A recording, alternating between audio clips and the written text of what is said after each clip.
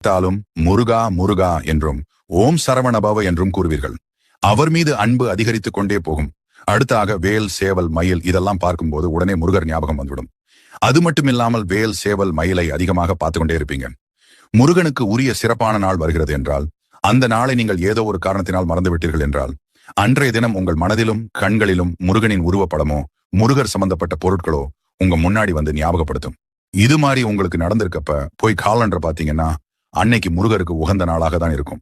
விசாக நட்சத்திரம், கிருத்திகை, செவ்வாய்க்கிழமை, சஷ்டி இது மாதிரி ஏதோ ஒரு நாளாக இருக்கும். நீங்க ஒரு கஷ்டத்துல இருக்கும்போது உங்களுக்கு உதவி செய்ய ஒருத்தவங்க வருவாங்க. அவங்க பேர் கண்டிப்பா முருகன் பேர்கள் உள்ள ஒருத்தவங்களாகத்தான் இருப்பாங்க.